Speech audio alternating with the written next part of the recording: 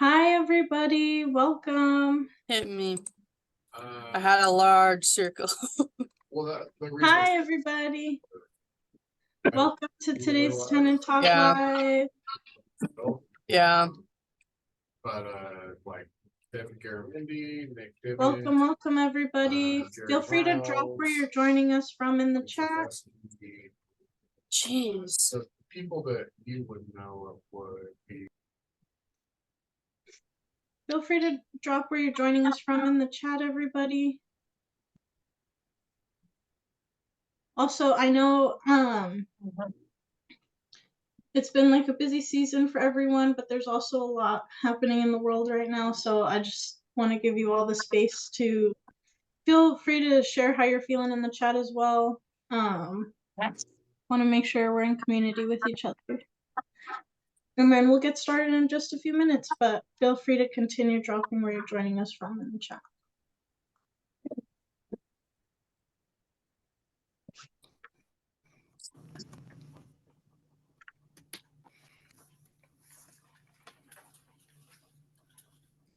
Welcome everybody who just joined. Feel free to drop in the chat where you're joining us from and let us know how you're feeling today.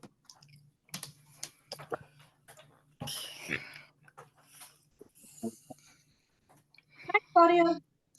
Hi. Thanks for joining us today.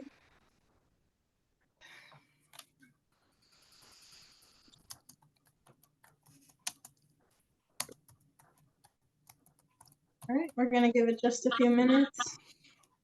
Let's see, and then if everyone who isn't speaking right now can just stay muted for a second, that would be awesome. And we'll get started in just a second. All right, let's see, we have AJ. Hi, AJ from Wisconsin. We have Jimmy from Colorado, Daija from Maryland, Chris from California. Hi, Marsh from Oregon, Austin, I'm from Minneapolis. We have Hollyanna from Idaho. Feeling heavy, Daija said, yeah. Thank you for sharing. We have Yoni from Oregon. Awesome. Yeah, and thank you to the folks that are also sharing how they're feeling as well. And appreciate you taking the time to be here, especially considering the circumstances. We really appreciate y'all showing up.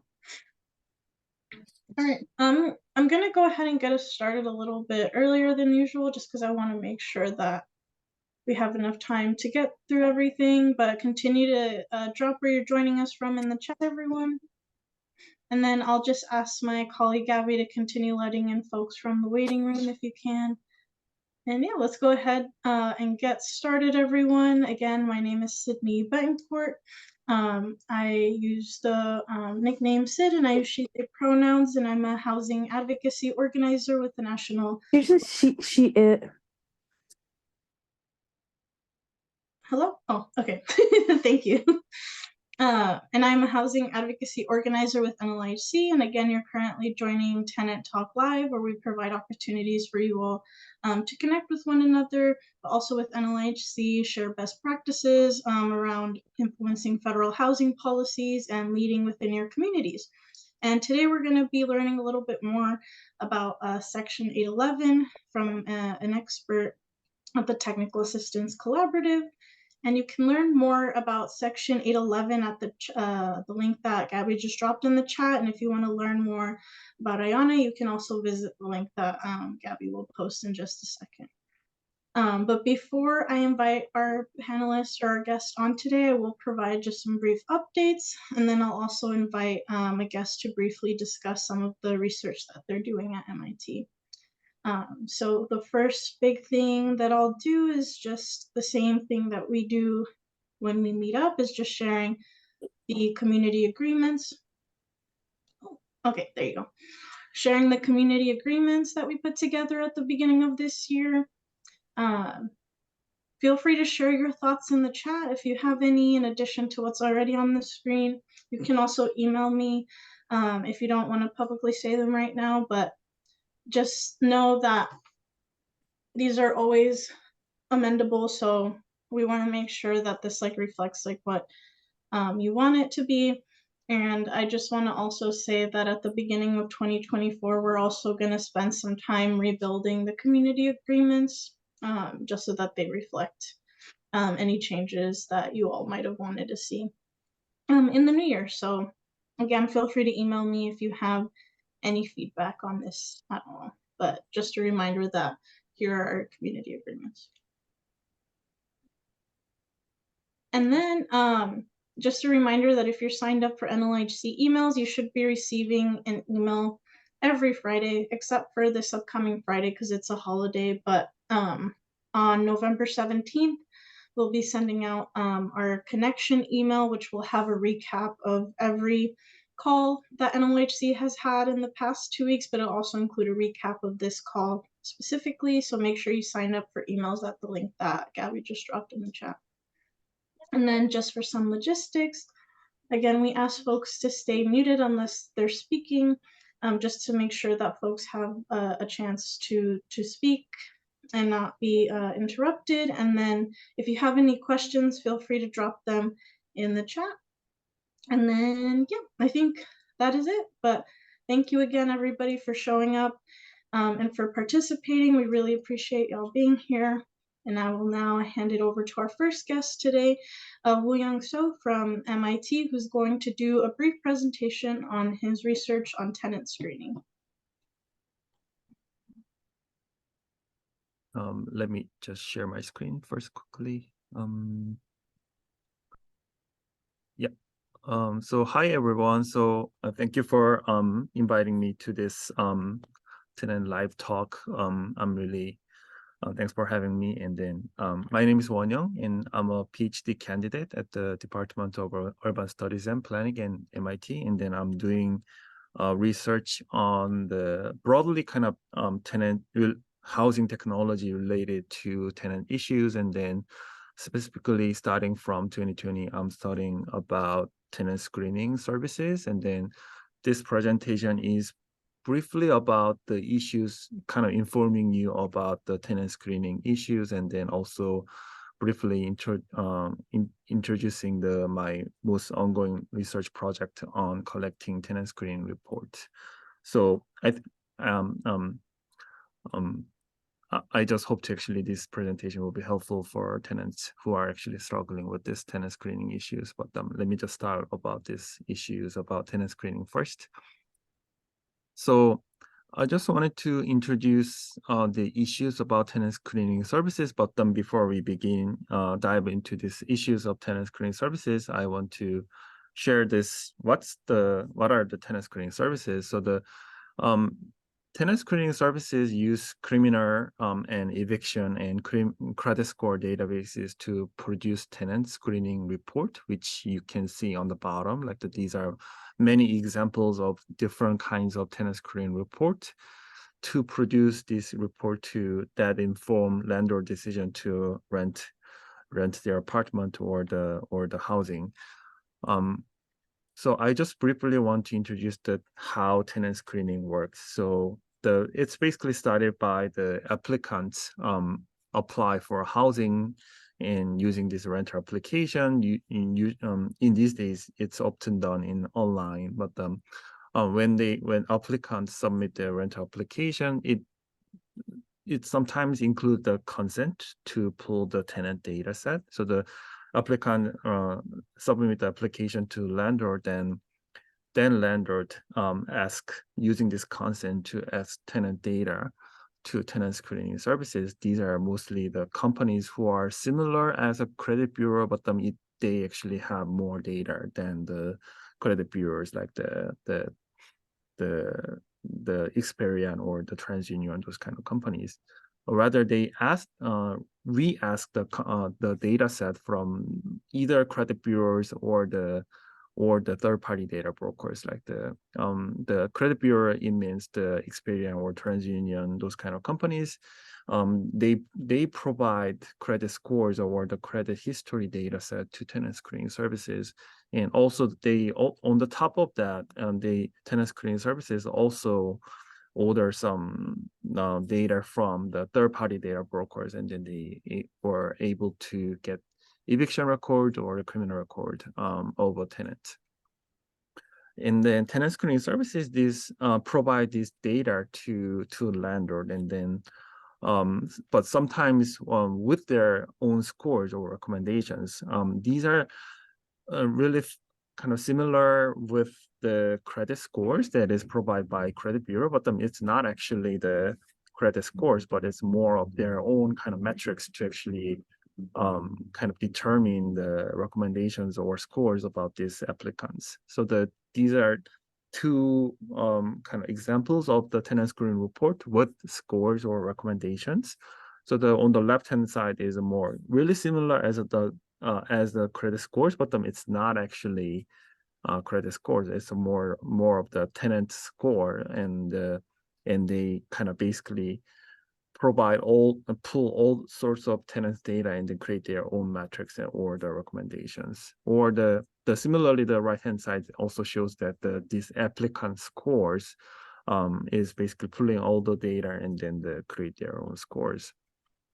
But one of the big problem for this kind of score is that it's highly unregulated by the FTC or CFPB, who are actually govern these tenant screening services, because usually these kinds of services often just pull the data and then provide the data to lender. But recently they actually create their own scores or recommendations to provide their recommendations, and actively acting as a kind of their kind of final decision makers. Or some tenant screening services, as I just mentioned before, they just collect the data and then provide the data to landlord. And in this case, it's the credit scores are really credit scores, and then they also pull some of the criminal data to landlord, and the landlord in the case have their own decision kind of making criteria, and then make the decision to their tenancy. And then one of the other problem of this kind of tenant screening services is that the landlord do not necessarily give a copy of tenant screening report to applicant, which is really problematic, because in this case there is a kind of information symmetry between applicant and landlord, and then even if applicant were denied, they don't know what the reason of why they are denied, and then which is really problematic, because landlord, even though the report itself is comprised of tenants' data, but tenants don't know what's going on in there. And then there are a lot of actually harms in there. So one of the things is regarding credit score and history, the tenants actually give a higher priority of rent, and then they have a lower priority of the credit card debt. But in the calculation of the credit score, it's actually reversed. And then the question is that these credit scores incorporate this reality of the priority of tenants faced. And then if there's a kind of struggles of this paying rent and then credit card debt, and then the priority is actually rent is more higher priority than the credit card debt. So I think that's one of the harms of this credit scores consideration. And then one of the other harms is the eviction records. And then you can see in the middle is actually the tenant screening report, but it's actually showing the eviction filings, not the actually executed evictions. And the records showing there is unclear on who wins the case, and then the case is actually, or whether or not this is actually executed evictions. And then in the 2018 DC's housing court research shows that only 5% of the filings are actually executed evictions. So this is other harms related to evictions. And then the criminal record, there is also kind of problems of omissions. And then this is one of the cases that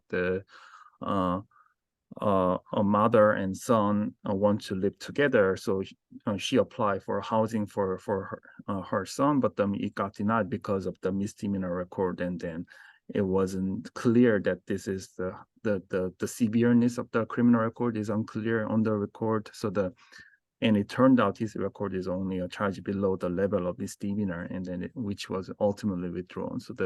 But it took almost over 2 years for them to figure out the reason. So it causes enormous economic and mental stress to them. Other final kind of harms is the application fees, and the many tenant screening services actually has the function to impose fees on tenants and then advertise it as a function, and even renders application fees as a profits, which you can see on the screenshots.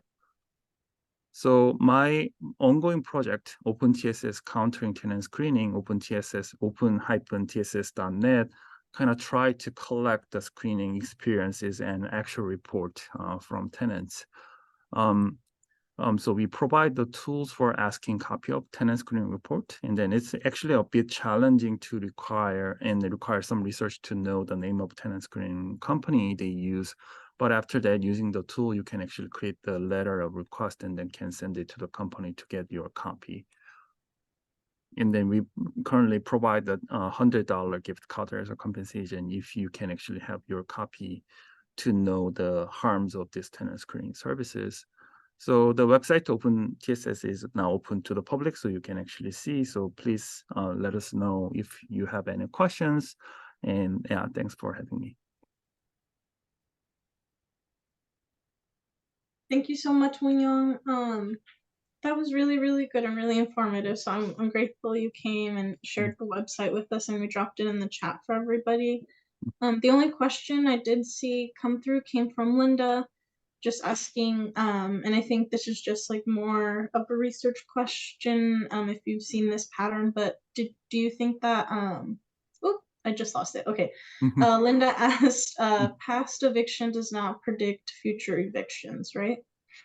Yeah, definitely. So one of the kind of asymmetry about this eviction filings and executed eviction is the landlord tend to file evictions even though they don't have any intention to actually evicting tenants, and then they just want to collect their late rent, and then but in this basically the housing court act as a debt collector, and then these kind of record act as a blacklisting of the future housing of the tenants, and which is really harmful for tenants. Linda, if you wanted to clarify, I see you have your hand up. Yeah, I was just thinking of it more on the humanistic point of view. Like if I had just been evicted because I needed a new muffler or went to my grandmother's funeral or something, and whatever, I spent my rent on something else and I got evicted, I would be least likely to not pay my rent for at least like the next 10 years. I would pay it first thing all the time. And that's why I wonder why they look at a recent eviction. If anything, that's a lesson that, rent eats first. Yeah, so I think there's a general questions of the relationship between seeing eviction filings. Mostly the eviction record displayed on the tenant screening report is actually filings, and then the questions of this how useful to see this eviction record in the tenant screening report to measure the kind of the tenant's tenant trend to actually paying on time or something is actually very questionable, and then something that is really harmful because of the recent trends of many companies try to actually create their scores or recommendations using these eviction records.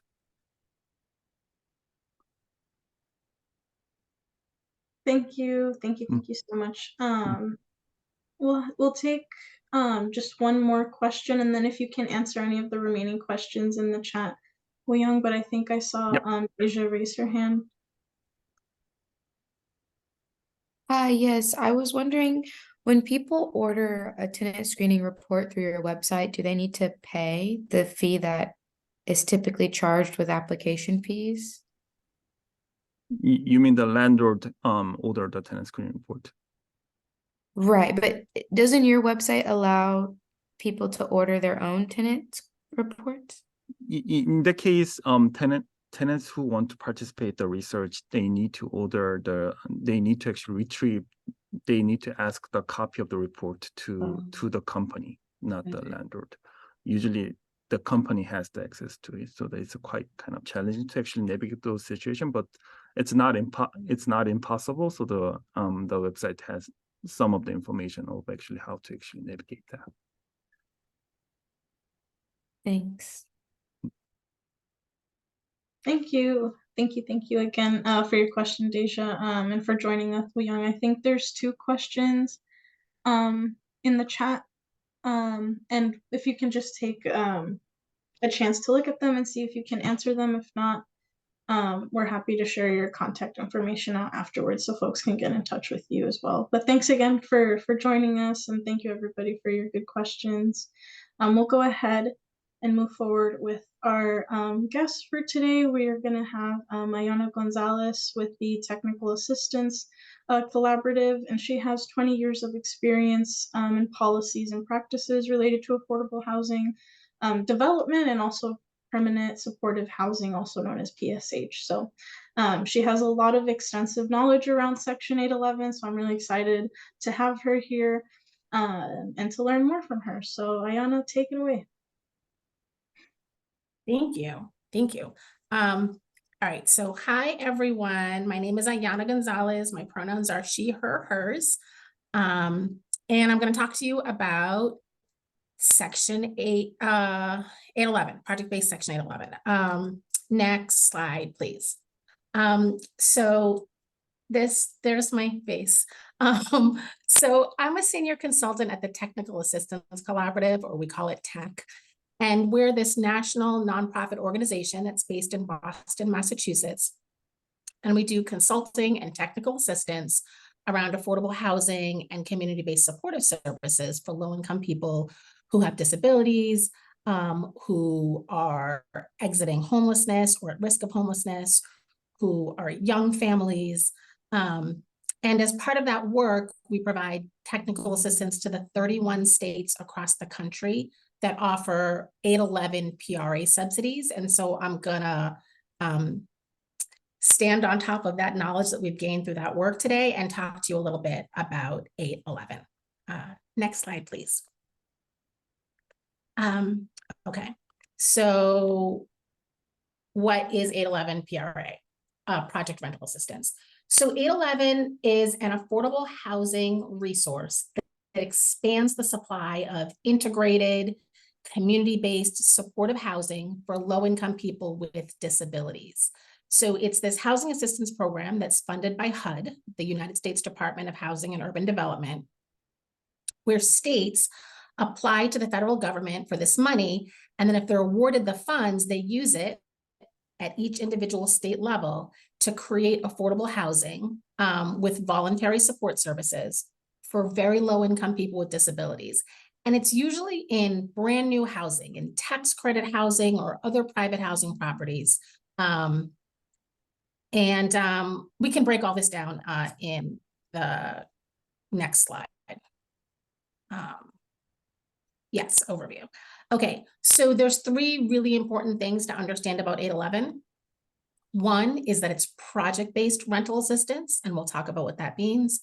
2, that it's designed to serve non-elderly people with disabilities. So we'll talk about what that means. And 3 is that it's integrated supportive housing, right? And we'll talk more about that also, but that really just means that it's housing that's in mainstream regular apartment properties that's set aside for a specific population. All right, let's get into it. So the first thing is that it's project-based. So rental assistance can be structured as tenant-based or as project-based subsidies, right? So a tenant-based subsidy is attached to the tenant. It follows the person wherever they live, like a traditional Section 8 voucher that most people are familiar with. This is not that. This is a project-based subsidy, which means it's attached to the housing unit. So if you live in a unit with a project-based subsidy, you get subsidized rent. But if you move out of that unit, the subsidy stays in the apartment to support the next eligible household that lives in that apartment. It doesn't follow the person to their next residence. So 811 is project-based rental assistance. If you live in an 811 unit, you pay 30% of your income for your rent and utilities. And if you apply for 811, you apply for the specific property that you want to live in because the unit is attached to that unit. I mean, the subsidy is attached to that unit in that property. Okay, next slide, please. So let's talk about who's eligible because everyone is not eligible. 811 is targeted to extremely low income, non-elderly people with disabilities. So that means that in order to live in an 811 unit, you have to be qualified as extremely low income. That means that your income is at or below 30% of the area median income. So whatever the median income is, that's like the middle, you have to be below 30% of that amount. At least one adult member of the household has to have a disability and be under the age of 62 at the time that they move in. So once you're in the unit, you can live there forever. You can live to be 127 inside the unit, right? But you can't enter and sign that lease unless you are no older than 61 and 364 days old, right? The day after that, you're not eligible to move in. But once you're in, you can stay forever. So in addition to this, a lot of states have target populations. So the program is run differently in every state. Every state applies to HUD for the money. And then when they get it, they sort of target it to their own state specific needs and what the community in that state needs and what they determine is most important there. So some states target their programs to people that are exiting state hospitals or state operated facilities for people with serious mental illness or for people with developmental disabilities. Some states target the program for people experiencing chronic homelessness, and it's really different in each individual state. So who's prioritized for 811 really depends on what state you live in and how they've decided to allocate their resources. Next slide, please. Okay, so it says it's integrated permanent supportive housing. What does that mean? So I think you all are familiar with permanent supportive housing, right? Supportive housing combines this deeply affordable housing with voluntary tenancy support services. And 811 is supportive housing. That means it's designed to support people with disabilities who might have difficulty maintaining their housing without supportive services, or people with disabilities who might have difficulty maintaining their service engagement without safe, affordable housing. But as with all PSH, the services are voluntary, right? You opt in. No one is required to accept or engage in services as a condition of tenancy at all. 811 is integrated housing. The HUD statute says that no more than 25% of the units in any 811 property can be targeted to people with disabilities. So this is housing for people with disabilities in mainstream housing that is for everyone. The units have to be dispersed among the property. It's supposed to provide access to mainstream housing. I think a lot of federal funding for the development of housing with people with disabilities historically was really funneled into congregate sites. And this really tries to get away from that. And then I think finally 811 is permanent housing. So there's no end date, there's no limited time period. Once you move into an 811 unit, you can stay in it as long as you want, as long as you are able to maintain that tenancy. Next slide, please. Oh, program highlights. Okay, so let's talk about some of the good things that 811 has done. So the program is relatively new. It started, the first pot of money came out in 2013, and the first units became available around 2015. So since then, over 3,000 households have moved into 811 PRA units. 92% of those households have maintained their housing for that whole term, or else had positive program exits. So it really does create stability for a population that isn't necessarily always stably housed. Right now, there are 8,750 units of integrated housing with services available for low-income people with disabilities that have been created or committed to be created with this source of funding. So it's making a difference for a lot of people around the country. Next slide. Okay, but not for everyone around the country. A lot of people, but not everyone. So I said in the very beginning that 31 states across the country operate 811 PRA. So if you see your state on this list, then your state has an 811 PRA program. And if you don't see your state on that list on the left, or if you see your state in white on the map, that means your state does not currently have an 811 PRA program. So for states that do have a program, every single one has its own mechanism for how to apply. But I think if you're interested, the place to start is there's a link in the chat that I saw folks put in there. And then also you can start at your state's housing finance agency. That's typically the agency in your state that allocates the low-income housing tax credit, and they operate the program in all the states that have it. So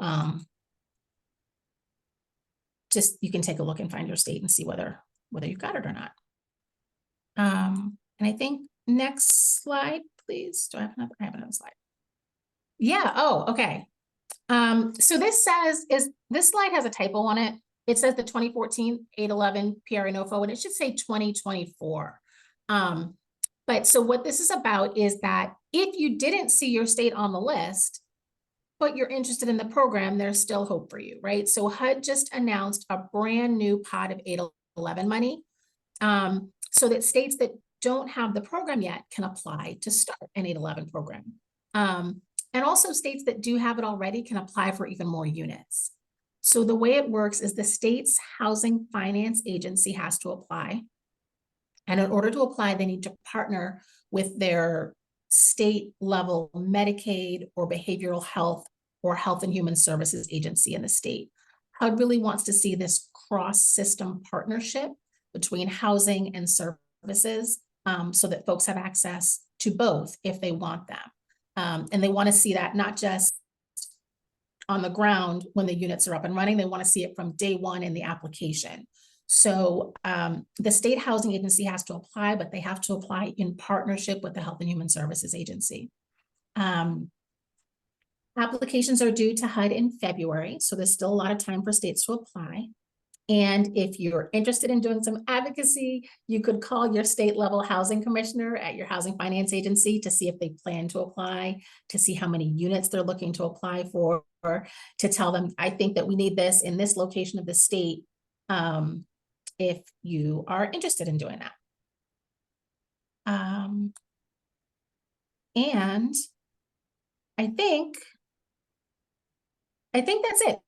Is that my last slide? Yeah, that's it. So I did go through it kind of quickly, and I wasn't able to look at the chat, so I don't know if questions were coming in, but I'm happy to take questions now if folks have them. Thank you, Ayana. That was a really informative presentation. I do have some questions, but I'm going to go through some of the ones that came in through the chat and also let some folks come off mute as well. So give me just a quick second. I'm so sorry, everybody. There was a lot of good stuff coming in. Okay, so I know Catherine had two questions. I think one of them was answered in the chat, but the first one Catherine asked was, does somebody have to be listed as disabled by their Social Security department, or are there other qualification methods for those who are still waiting for their review? I think that's a good question. And I think HUD does not qualify how people are determined eligible under that disability qualification. So I think it says something like there's like a lot of HUD language that basically says that you're eligible if you have a physical disability or a behavioral health disability or developmental disability. But I don't think that, and that the state and the property has to make a determination to confirm that, but they don't tell them what that determination needs to look like. So it's possible that you wouldn't need Social Security designation, but it's also possible that states are doing the easiest thing and just saying that's how we're qualifying. They're not required to do it that way, but I think most of them probably are doing it that way anyway. Yeah. Okay, thank you, Ayana. Catherine, was that good, or did you want to elaborate a little bit more?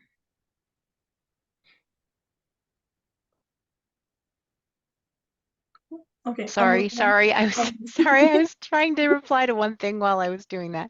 No, that actually is perfect. Then because Kim kind of made a broader example of the question later, which is what I was wondering too, like overall where they were defining it.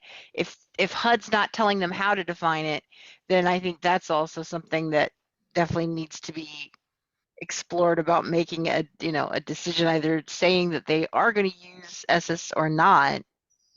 Do you know if it's something that they're still, is 811 new enough that they're still developing policy stuff like that? No. So, okay. So HUD has decided who is eligible, but they haven't told states how to document that.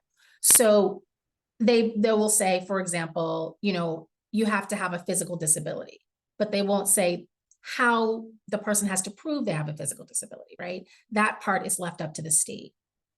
And they're giving states leeway because it makes the program more flexible. Sure. I do think that in practice, most states are using disability, Social Security as the documentation mechanism. Yeah, thank you very much. That exactly is the question I wanted to figure out, and something to consider advocating with your state to not using that, since because we are looking at 2 to 3 year gaps for people to get on their disability benefits. Yeah. Thank you. Thank you, Catherine. That was a good question. And then I think that kind of answered the other question that Kim also had in the chat, but I do see, Juanita, did you want to ask a question?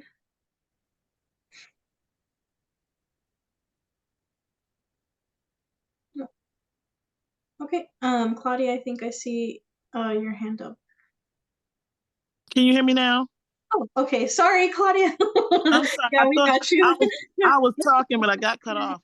So what I was saying was, I'm in South Carolina. I'm not on the list. However, she said, even though we're not on the list, we can do something to become part of the 811. So who do we contact to begin that process within our state? Can we go to our local? Can I go to my local government body? Yes, I'm Googling it right now. Hold on. Let me see who it is. So for us, it'll be Clyburn will be our congressman. But our local government. Yes, so it would be the South Carolina State Housing and Finance Development Authority. I don't know who that is. I've never worked with them. But there's an organization called the South Carolina State Housing Finance and Development Authority. And that would be the agency that would have to apply. Okay. But if you have a relationship with a local legislator, absolutely start with who you have a relationship with. Right? Okay, repeat that again. The South Carolina local. South Carolina State Housing Finance and Development Authority. But again, like that call coming from a state senator or representative might be more meaningful than coming from you. So if you have a relationship already, the legislator, and you can talk with them about it, and then they make the call, or you both make the call, right? That couldn't hurt. Okay. Thank you. Absolutely. Thank you, Ayana, and thank you, Juanita. I think you're probably going to get a lot of requests on where folks can find it in different areas too. So if you could just share a little bit about what you're putting like in the Google search so folks know what they're looking for. Yes. So every state has a housing finance agency, right? And that's the organization that works to allocate low-income housing tax credits for the tax credit program, which is another affordable housing program that's run by the IRS. So the low-income housing tax credit program is the biggest affordable housing driver in the country. It's really cool. It's wonderful. It doesn't often produce units that extremely low income, very low income people can access. It's more like middle income housing. But there is an agency in every state in the country that runs the low-income housing tax credit program. And that is the agency that needs to apply for 811. So if you're going to do a Google search, if you're one of those states that was white on the screen, or even if you weren't, if you were a colored state, but you want your state to apply again, you want to Google who is the housing finance agency in, you know, Arizona or whatever state you live in. Housing finance agency. That's the keyword. Awesome. Thank you so much, Ayana. Let's see. I think we can go back to Claudia now. I think you had your hand up, Claudia.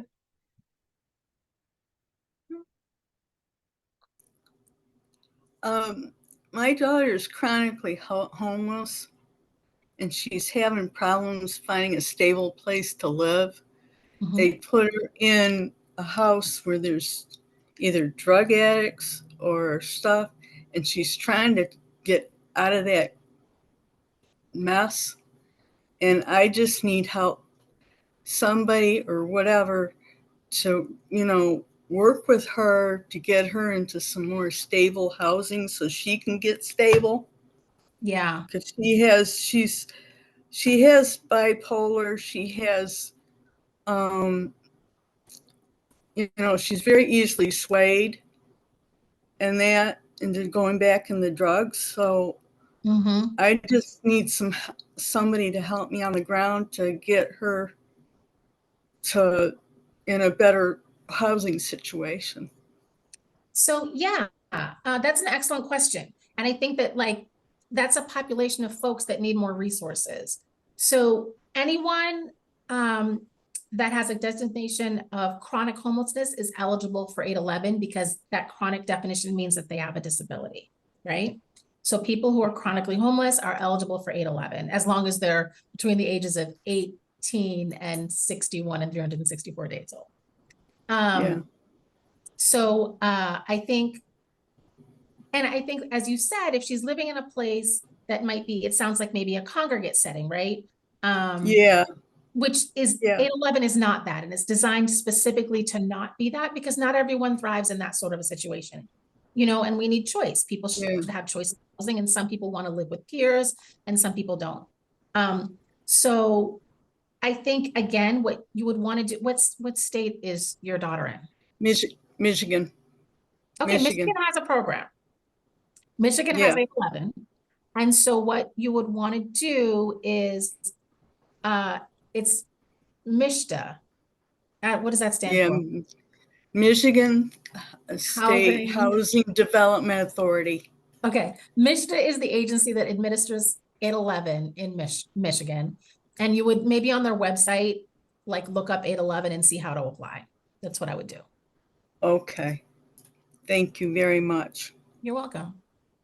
And could I have a copy of your slides? Because I have another lady, she's really needs a lot. She doesn't understand the ins and outs of housing and stuff. And so if I should show her those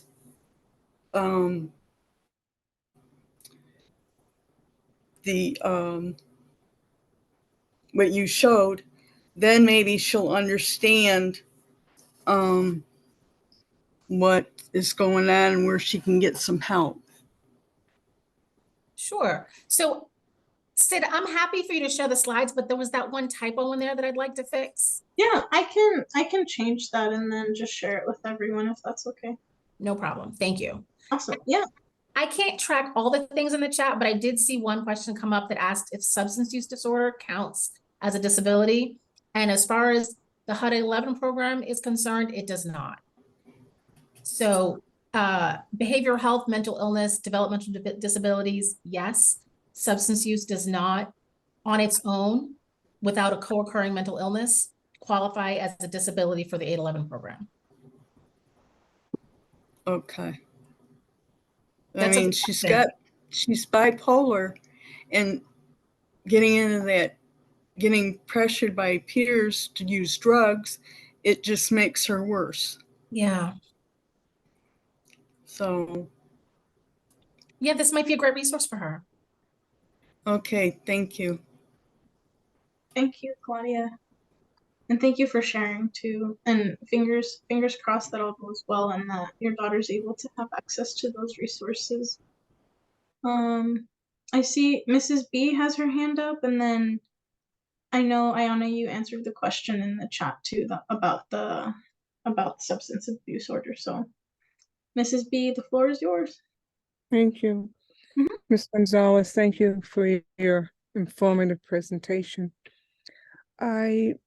Looking at this vehicle as an opportunity to address rural areas. And I was wondering there in Massachusetts, are you focusing on urban areas like Brockton, Dorchester, Mattapan, or do you have any 811s in Lincoln or Concord or Belmont, or some small fair markets areas? Could you share that with me? Mrs. Brown, you're asking the tough questions. So here I'm we are. sorry. So, no, it's an excellent question. So it's a very good question. And I'm local, so I know what all the areas you're talking about.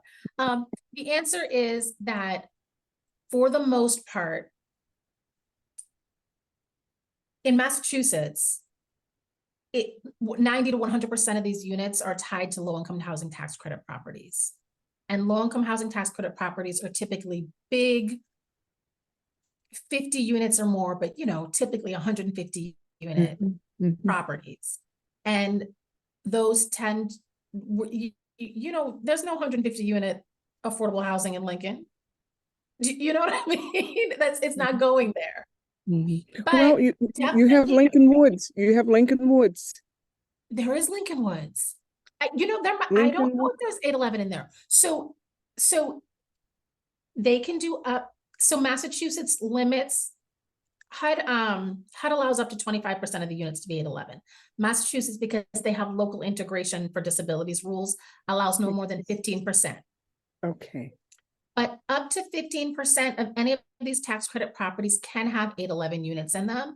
And they can go in retroactively. So even if it didn't go in when they first built Lincoln Woods or Layton Woods or any of those things out there, they could go in retroactively after the fact. Massachusetts has awards for 811 in FY12, FY13, and FY19. And there's this new pot of money coming out that they should apply for again also. And so I don't know where the units are going specifically, but the woman to ask is named Bronya Clifton, and she works at DHCD, and she can tell you. She can tell you. Very good. Thank you so much. You're welcome. Awesome. Thank you, Mrs. B, for that really good question. And always coming with really good questions. Let's see. Sorry, I'm like trying to catch up with the chat as well, but I want to make sure that I don't miss any for the Section 811 program. Is there anybody who would like to come off mute and ask their question? In case you don't have time to type it out, feel free to raise your hand. Cool. We have some other questions on other topics, so I'm glad folks are talking to each other in the chat as well. But in the meantime, feel free to continue dropping your questions in the chat and raising your hand. But I did have a question about one of the points that you had in the presentation, Ayana, about the buildings, like putting a set aside, like I think it was like 25%. For people with disabilities, is there like any advocacy about like increasing that number? Is there a reason that it is the way that it is? Like, how did that number come about? That's a good question. So this funding actually is like a repurposing of HUD money that used to build. There's like an old 811 program that's called the 811 Capital Advance, and HUD used to put out this money annually to develop congregate sites, what we would have called group homes 20 years ago, for people with disabilities. and it was part of the push towards deinstitutionalization and community-based housing. And, you know, advocates were like, you know, people with disabilities should be living in the community, not in these like state-run institutions where people are getting poor care and they don't have the rights of tenancy and they're not in the community and like whatever. They don't have any choice. So HUD pushed out all this money and they built all these basically group homes, and people sort of were moved from institutional living in an institution to institutional living in a little institution with 24-hour staff. And, you know, it felt very institutional. So, brilliant, talented advocates, as they do, were like, nah, this really isn't what we meant when we said move people out of institutions. Like, that's like, try again. So HUD reworked the money, and now they've come up with 811 PRA, which says we're going to build housing specifically for people with disabilities, but it needs to go in like regular housing. It's not its own special housing in its own special box. And so that 25% cap is to make sure that it still maintains the sort of feeling and character of mainstream housing buildings. And it's an Olmsted integration, community integration requirement, so that the housing maintains the character of mainstream affordable housing, and that people have access, this little set aside, access to mainstream affordable housing resources. Did that answer your question, Sid? Yeah, it did. And I think I wasn't looking at it that way until like you actually said it, and like trying to like make sure that folks were also integrated in their communities and weren't like, you know, kind of, I guess, shunned away like in their own, like in another new institution that was created through the program. So that's really, really helpful. I think I did miss a question a while back, so we can answer this really quickly. We'll go to Mrs. B, and then if we have time at the end, we'll go to Nicole. But I think Monica earlier asked if somebody could get like a Section 8 voucher from a mental illness rehab center in Georgia, and somebody answered in the chat, but I just wanted to make sure that you didn't have anything else to add to that. I don't know a lot, but I know that Georgia has a lot of resources. And I know that they have Section 8, but they also have state rental assistance for people with disabilities. So it's you know, Section 8, it's like a Section 8, but it's paid for by the state instead of by the federal government. And those are allocated by mental health centers around the state. So it sounds like that's probably a yes, even though I don't know the specifics. Okay, no worries at all. I didn't really know the answer either, which is why I was going to pivot it to you. You're all testing my knowledge. I'm like, oh my goodness, what do I know about each of these states? I don't know, but you're keeping me on my toes. I love it. You all are a great group. Yeah, really, really passionate folks. We love it here. Mrs. B, you can go ahead. Thank you. My concern is that disabled people are at the table from the beginning, middle, and end, that they're part of the decision-making process.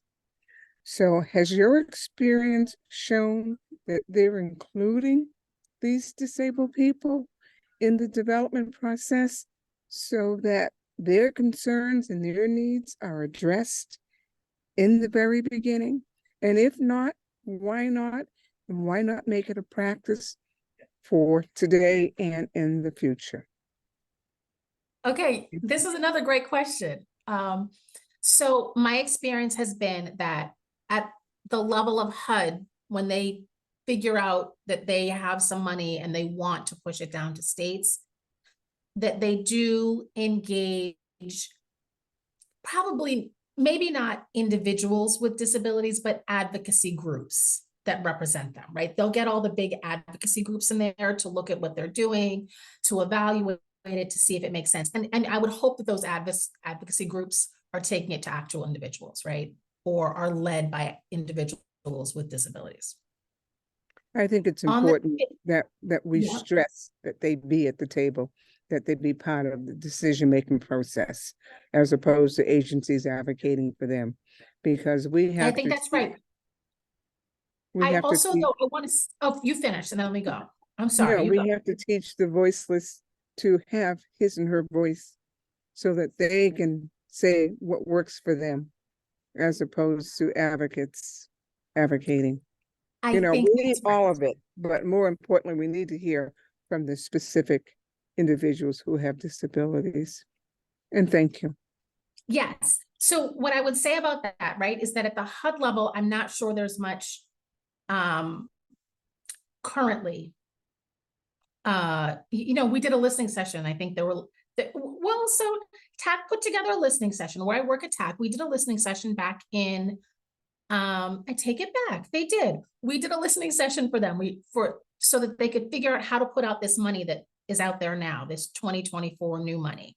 And my organization pulled together developers, we pulled together state housing agencies, state health and human services agencies, service providers, and also a number of folks with disabilities as long for them. So they did, because we brought them to talk to them. But where it's not happening, where I think it's not happening is at the state level.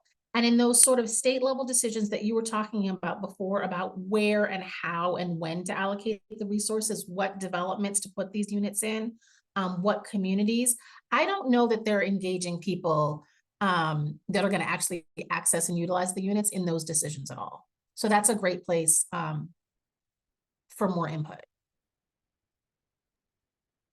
Thank you so much. I appreciate it. And thank you, Mrs. B, for bringing up that really important point too. I think that's something that folks bring up a lot, and especially during this call, it's like a really relevant topic, right? Okay, we have 4 minutes left, folks, and I do see 2 hands. So Nicole and Beck, I'm just gonna ask you to keep it to 30 seconds for the questions if possible. And we'll start with Nicole. Good evening, everyone.